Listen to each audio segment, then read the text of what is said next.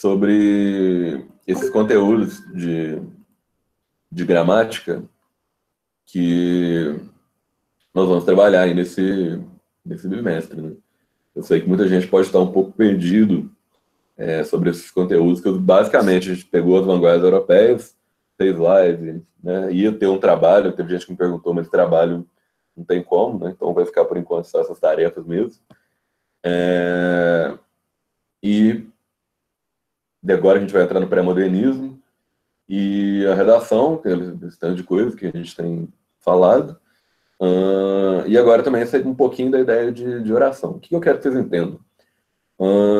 A gramática tem alguns grandes eixos de estudo, né? A gente tem a semântica, que é o que a gente trabalha na interpretação de texto, nos instrumentos de sentido, vamos colocar assim, nas inter-relações de sentido, semióticas, etc. É o que a gente chama de estudo semântico. Nós temos também os estudos do som das palavras, né, que tem a ver com a fonética, mas tem as duas grandes áreas que nós estudamos nos estudos gramaticais, mas que nós vamos trabalhar aí dentro dos estudos gramaticais, que é, por um lado, a morfologia, guarda isso, e, por outro, a sintaxe ou análise sintática. Basicamente, a morfologia vai trabalhar com o processo de formação, estrutura e nomenclatura das palavras. Isso é a morfologia. Quer dizer, composto, como é que é composta a palavra, qual que é da onde que veio a raiz da palavra, como é que são os processos de juntar pedacinhos de outras palavras para formar outras. E principalmente o negócio que eu acredito que vocês viram ano passado, o pessoal até esteve no segundo ano, metade do ano comigo, eu lembro que viu, que são as classes de palavra, né? Isso aí é morfologia. Quais são as 10 classes de palavras mesmo? Digita aí para mim no bate-papo e vamos ver se vocês lembram. Quais são as classes de palavras? O que é classe de palavra? É o nome de cada uma. Beleza. Substantivo, artigo, verbo, adjetivo, interjeição, numeral, advérbio, pronome. O verbo já tinha ido? Ou não? O verbo já tinha ido.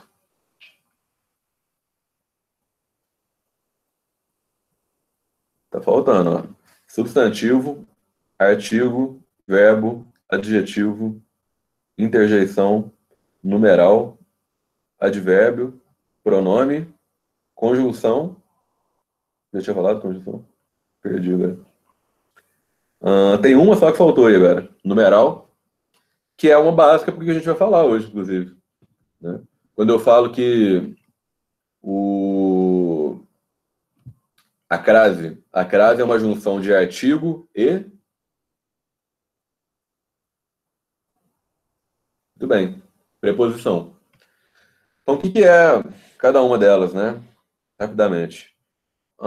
Substantivo são os nomes, né, do que nomeia, né? Substantivo próprio, comum. O artigo são termos que precedem substantivo, definindo eles em gênero, número e grau, quer dizer, masculino, feminino, singular e plural, definido e indefinido. O verbo é uma das mais extensas, né? São termos que estabelecem ação. Nós temos aí os tempos verbais, né? Nós temos os modos verbais, nós temos verbos transitivos, verbos de ligação, verbos irregulares, irregulares, verbos de primeiro, segundo, terceiro, conjugação, quer dizer, é um assunto extenso, mas basicamente o verbo tem a ver com ação. Nós temos os adjetivos, né? Os adjetivos basicamente são utilizados para colocar uma característica, né, num outro termo. Nós temos a interjeição. A interjeição é um termo que é utilizado para expressar um sentimento, né, uma emoção, quando você fala assim, uau, ou, que emoção que eu tô. O numeral é para contar, né? A gente tem ordinal, que primeiro, segundo, terceiro. A gente tem fracionário, um quarto, dois terços, né? Cardinais, quer dizer, são alguns tipos de números, mas é uma relação de quantidade. Nós temos o advérbio, porque o advérbio é uma classe de palavra, às vezes a galera fica meio de dúvida, mas que tem a ver com delimitar uma circunstância, né, em relação a um verbo, a um advérbio, né, a um adjetivo. E aí a gente tem advérbio de modo, nós temos advérbio de intensidade. Quer dizer, dependendo do tipo de relação semântica que está estabelecendo aquele advérbio, no sentido de modificar o termo que ele está se relacionando, existem diferentes classificações aí do advérbio. Nós temos os pronomes. Os pronomes são termos também relacionados aos substantivos, aos nomes. Né? Nós temos dois grandes grupos, mas tem vários tipos de pronome diferentes. Né? A gente tem pronome possessivo, né, que indica posse. Nós temos pronome pessoal do caso reto, que é eu, tu, ele, nós, vós, eles. Nós temos pronomes oblíquos, né, como, né, se, lhe. Né, o se pode ser também pronome reflexivo. Nós temos pronomes de tratamento, né, quando fala vossa senhoria, vossa excelência, vossa magnificência, entre outros. E nós temos a preposição, que basicamente vai ligar um termo ao seu complemento. Geralmente aí, um verbo ao seu complemento. Né? E aí quando eu falo assim, pô, quem vai a algum lugar. Por que vai a? Porque existe uma preposição que vai ligar o termo em relação ao seu complemento. Né? A preposição pode ser o em, pode ser o de, pode ser o próprio a, enquanto preposição, não enquanto artigo. Quando junto o artigo e preposição virar fraseado. Entre outros. É isso. Só para revisar aí, acho que vocês sabem disso, mais ou menos. Aí, sabe? Deu para pegar isso aí? Ficou alguma dúvida? Só me dá um ok aí, se vocês estão me acompanhando bem. Se está me ouvindo, se está dando para ouvir o que eu estou falando? De boa? Beleza. Quando a gente está falando de sintaxe, é uma palavra que às vezes a galera tem um pouco de medo até, nós estamos falando basicamente de função. Então, se a gente for diferenciar, imagina que são dois caras. Tem um cara que chama morfologia e um cara que chama sintaxe. A morfologia é quem que é o cara. E a sintaxe é o que o cara faz. Então, na verdade, é o mesmo cara. Então, são duas coisas diferentes do mesmo cara. Né? Então, guarda isso. Morfologia é quem que é o cara e a sintaxe é o que o cara faz. Deu pra pegar? Como assim? Porque quais são as categorias básicas, né, de análise sintática? No terceiro ano, né, a análise já vai começar de um segundo plano, depois a gente pode até fazer uma revisão. Mas nós temos a sintaxe do período simples e a sintaxe do período composto. Eu usei o termo período, né? Vocês saberiam qual a diferenciação aí de frase, oração e período? Mandei aí no chat. Qual a diferença, galera? Frase, oração e período. O que é frase?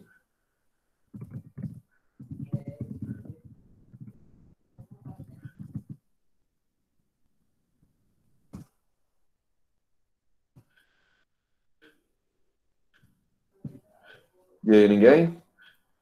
O que vocês acham que é frase? Você vai falar assim, galera, fala uma frase aí pra mim. O que vocês entenderiam com isso? Assim? Frase composta por orações e períodos? Não necessariamente. Pode ser que sim, pode ser que não. O que eu quero que vocês lembrem é o seguinte: a frase é uma unidade de sentido completa. Ok? A frase não precisa ter verbo, a frase não precisa ter muitas palavras, a frase só tem que comunicar. Então, se você falar assim, Uau! Vocês entenderam? Se eu olho para alguma coisa que você fez e falo assim, uau! Vocês entendem o que eu quero dizer? Sim. Então é uma frase. Se alguém chega e grita assim, socorro! Você entende? Socorro. Sim, também, né? Tem que ter sentido. Muito bem, Luiz Otávio. Então, cara, guarda isso. Para frase ser frase, ela pode ter verbo? Pode. Ela tem que ter verbo? Não. Uau e socorro não tem verbo. Socorrer é o verbo, socorro é o substantivo. Né? Quer dizer, ela tem que expressar uma ideia. Beleza? A frase, então, é uma unidade de sentido completo. Caso vocês estiverem com um caderno, alguma coisa anotando aí, eu recomendo que vocês coloquem, ah, coloquem essa definição aí. Oração. Como disse a Lana aí, muito bem. A oração tem que ter um verbo ou locução verbal. Locução verbal é um verbo, vamos falar assim, que pode ter duas palavras, né? Vamos ficar mais no verbo ali, então, né? A oração, né, já seria aí uma, vamos colocar uma frase? Não, vamos colocar que seria um, uma composição aí que pode ter um ou mais verbos, beleza? Como assim? Se tiver um verbo, é uma oração absoluta, uma oração simples. Se tiver mais de um verbo, é uma oração composta. Período tem uma oração ou mais, aí mais ou menos. Então, mas guarda isso. Oração, um verbo, simples, dois ou mais, composta. O que diferencia a frase da oração? Primeiro, é a obrigatoriedade da presença de verbo. Beleza? Segundo, a oração pode não ter sentido completo. Por exemplo, a gente vai ver depois que a oração subordinada, ela depende da oração principal para fazer sentido. E ela é uma oração e não é uma frase, por exemplo. Entendeu? Ela seria uma parte, talvez, de uma frase maior, mas ela sozinha, ela não tem sentido completo. Deu para entender? Só um minutinho.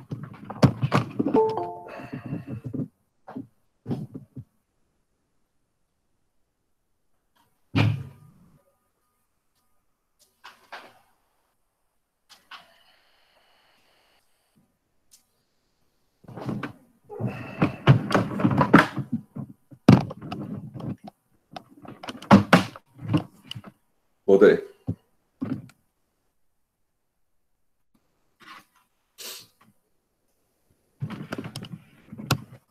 Galera, então é isso aí, ó. Olha quem tá aqui.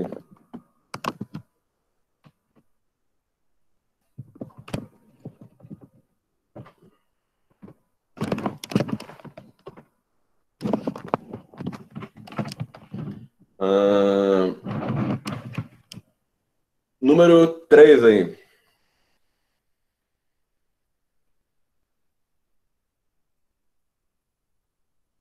A carinha de zona.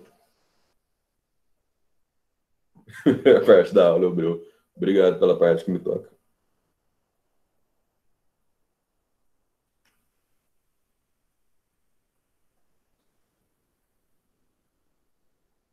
Ele não pode ver meu cabelo, porque começa a morder. Galera,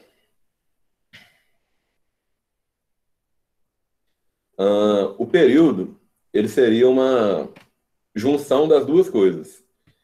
O período seria uma frase, quer dizer, uma unidade com sentido, com um verbo. Beleza? Quer dizer, o período vai ter uma oração, pelo menos. Então pode ser. Se o período tiver uma oração só, ele vai ser chamado de período simples. E se o período tiver duas ou mais orações, ele vai ser chamado de período composto. Entendeu?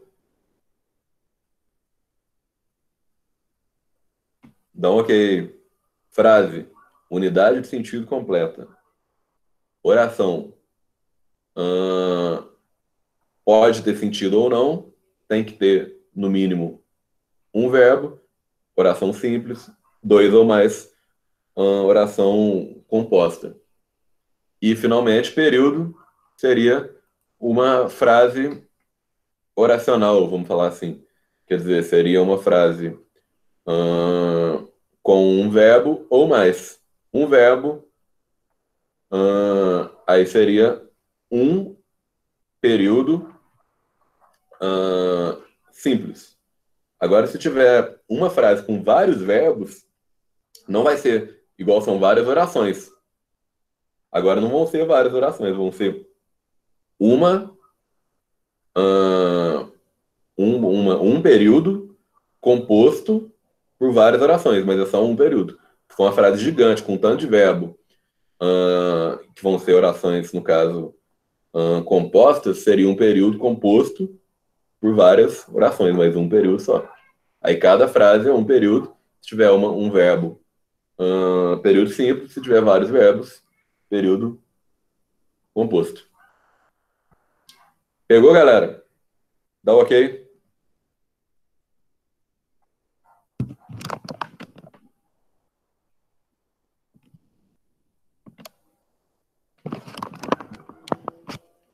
Beleza. Agora, entrando nesse sentido, como eu estava falando da sintaxe, né? A sintaxe existe a sintaxe do período simples.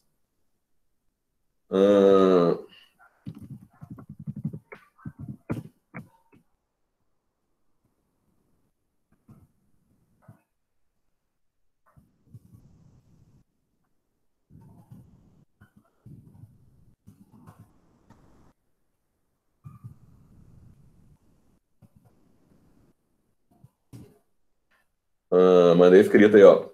Período, frase com uma oração ou mais. Período simples, uma frase. Período composto, uma frase com um verbo. Período composto, dois ou mais verbos. Ok? Aí, quando a gente está falando da sintaxe, a gente tem a sintaxe do período simples e a sintaxe do período composto. Ok? Qual é a sintaxe do período composto, galera? Não, vamos falar do período simples primeiro, né? Obviamente. A sintaxe do período simples começa com uma frase que tem que ter um verbo só. Se tiver mais de um verbo, já é composto, que é o que a gente está entrando agora, com orações coordenadas. Ela tem três níveis básicos. Primeiro é sujeito e predicado. Quem é o sujeito? Quem é o predicado? Sujeito é o cara que desempenha a ação na frase, e o predicado tem vários tipos de sujeito, né? Sujeito simples, sujeito composto, sujeito oculto, sujeito inexistente. Ok. E nós temos um predicado que pode ser um predicado nominal e pode ser um predicado verbal. Predicado nominal tem que ter verbo de ligação, depois eu vou explicar um pouco sobre isso. E um predicado verbal ele tem que ter um verbo transitivo.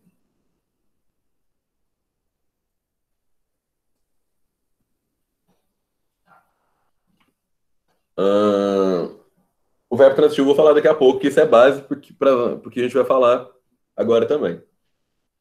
Galera, isso aí é meio que uma revisão, depois eu posso mandar alguns links aí, um materialzinho extra aí, pra vocês darem uma revisada nisso. Ok? Se vocês quiserem, só me pedir. Aí, beleza, vamos mandar. Nós temos os termos integrantes e os termos acessórios. Né? Os termos essenciais é sujeito predicado. Os termos integrantes, quer dizer que tem que ter esses negócios aí, a gente vai voltar nisso também nas orações subordinadas. Nós temos objeto direto, objeto indireto, complemento nominal, agente da passiva, não vou entrar muito nisso agora, mas o agente da passiva, ele é quando a frase está na voz passiva. Quer dizer, a Joyce fez o dever. Aí a Joyce é um sujeito, está na voz ativa, que foi ela que fez o dever. Aí, para você passar para a voz passiva, você falaria: o dever foi feito pela Joyce. Aí o sujeito vai virar o dever e a Joyce virou o agente da passiva, que é quem faz a coisa na voz passiva. Isso é um termo sintático também. Objeto direto e indireto tem a ver com complemento verbal. Quer dizer, um termo que complementa o verbo necessariamente. Quando eu falar de verbo transitivo e intransitivo, eu vou falar um pouquinho disso mais. E o complemento nominal é igual ao objeto direto e indireto, só que ele vai complementar um sentido de um nome. Seja ele aí um substantivo, um adjetivo, até um advérbio. Depois eu explico um pouco melhor também. O complemento nominal ele sempre tem preposição também, igual ao objeto indireto. E depois nós temos os termos essenciais, que é adjunto, adnominal. São funções são termos que têm funções adjetivas, que eles vão dar características para os nomes, que não é uma função de complemento, igual o complemento nominal. Às vezes a gente confunde adjunto, adnominal e complemento nominal. Nós temos também o adjunto adverbial, que vai definir circunstância, como eu já falei, até um pouquinho do advérbio. Nós temos também o aposto, o que o aposto faz? O aposto define um tipo de substituição ou explicação ao termo. Quando eu falo assim, Igor Alves, vírgula, professor de língua portuguesa dos terceiros anos do IF Sul de Minas, vírgula, tem cabelo grande, sei lá. Esse termo que eu utilizei depois do meu nome é um aposto. Quer dizer, ele está explicando quem que é o Igor Alves. E tem o vocativo. O vocativo é quando você chama a pessoa, né? Você fala assim, Igor, o que você está fazendo? Gabriel, você fez o dever? Vinícius, me dá um ok de novo. Quer dizer, são todos termos que estão confirmando o que eu estou falando. E é isso. Isso aí é a sintaxe do período simples. Você tem que entender os termos essenciais, sujeito, predicado, tem que entender os termos integrantes, né, o objeto direto, objeto indireto, agente da passiva, complemento nominal, e nós temos que entender os termos acessórios, quer dizer, que podem ser até tirados, igual se fosse um carro, né? A parte essencial, que é como se fosse você que vai dirigir, né? E o carro, como um todo. Os termos integrantes, sei lá, roda, o volante, motor, precisa disso para o negócio funcionar. O termo acessório é igual um acessório de carro que dá para funcionar sem ele, mas você põe, né? Sei lá, né? Um som, um vidro, fumê, um ar-condicionado, né? Esses seriam os termos acessórios. Ok, galera? Deu para entender mais ou menos? Não precisa decorar, é só para você me acompanhar aí mais ou menos no que eu estou falando. Para a gente chegar nesse ponto principal agora, que é a oração ou período, vamos chamar de período composto. O que é o período composto? Período composto são frases que têm mais de um verbo. Então, para ser mais de um verbo, tem que ser uma dessas duas grandes coisas, que são as orações coordenadas e as orações subordinadas. Orações subordinadas, elas não têm sentido independente. Quer dizer, tem a frase, e aí, depois, você não consegue mais saber, a partir da oração subordinada, qual é o sentido daquilo. Precisa da oração principal.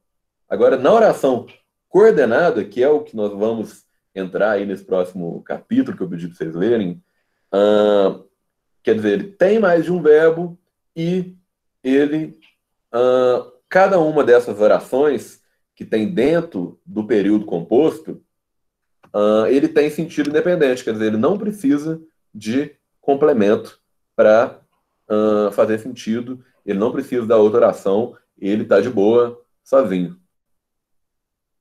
Entendeu a diferença? Subordinada e coordenada? Agora vamos para as diferenciações. Eu vou mostrar aqui um pouquinho para vocês alguns exemplos de forma um pouco mais objetiva. Galera, a tela está aparecendo aí para vocês? Sim ou não? Ok. Galera, oração coordenada, ela tem dois tipos diferentes básicos. Um dos dois tipos é só uma coisa e o outro dois tipos são, acho que cinco ou seis coisas, acho que cinco. Vamos lá. Primeira coisa que você tem que perceber em relação à oração coordenada. Primeira coisa, identificou os verbos. Tem um verbo, dois verbos, três verbos. O número de verbos é o número de oração. Ok? Segunda coisa, esses verbos têm uma dependência de sentido entre si ou dá para você entender a frase se fosse só aquele verbo? Se der para entender, quer dizer que são orações coordenadas. Ok? Agora, a terceira coisa é observar o uso de conjunções. Ok? Que são termos que vão fazer uma ligação aí entre as orações. Se as orações coordenadas, quer dizer, que têm sentido dependente entre si, elas não tiverem conjunção ligando uma a outra, quer dizer que elas são chamadas orações coordenadas assindéticas. Assindéticas quer dizer que não tem conjunção. Se tiver, elas são consideradas sindéticas, quer dizer, o a, prefixo de negação, vou falar que não tem. Né? E o sindéticas quer dizer que tem conjunção, a sindética sem conjunção. Por exemplo,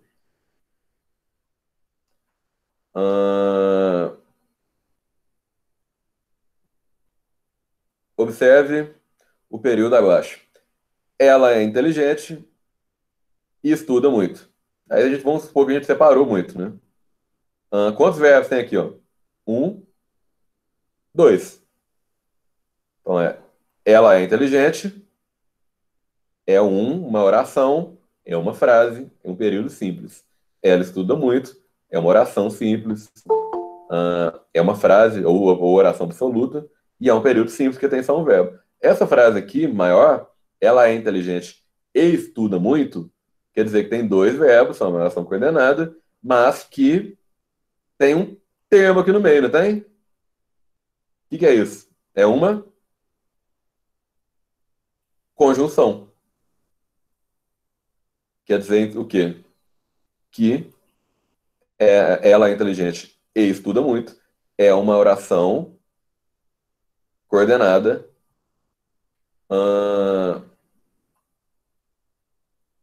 sindética, porque tem a conjunção, aditiva, porque ela expressa uma relação aí de complementaridade, né, entre uma e outra. As orações coordenadas sindéticas, galera, elas vão se dividir em aditivos, que tem uma ideia de adição, quer dizer, uma coisa e outra.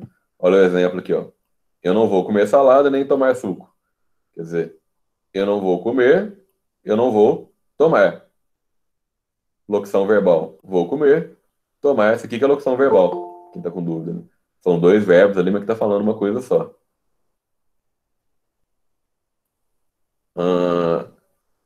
Então, eu não vou fazer nenhuma coisa nem outra, tá? Adicionando. E se eu falar assim, eu não vou comer salada? Ou se eu falar assim, eu não vou tomar suco? Dá para entender? Dá. Então, quer dizer que são orações coordenadas. Eles têm um termo aqui, o NEM, que está juntando uma a outra, então ela é sindética e ela está estabelecendo uma relação de adição entre uma e outra. Então quer dizer que ela é uma oração coordenada sindética aditiva. Galera, deu para entender?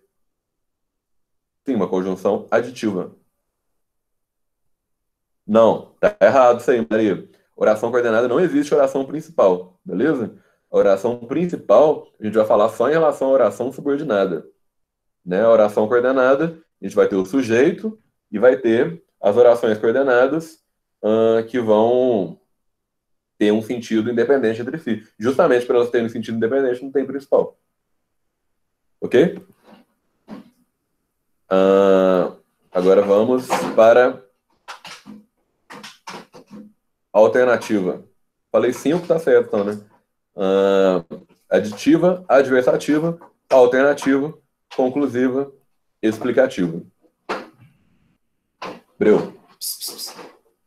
Para. Vocês estão ouvindo o barulho que o Breu tá fazendo? Tá trabalhando?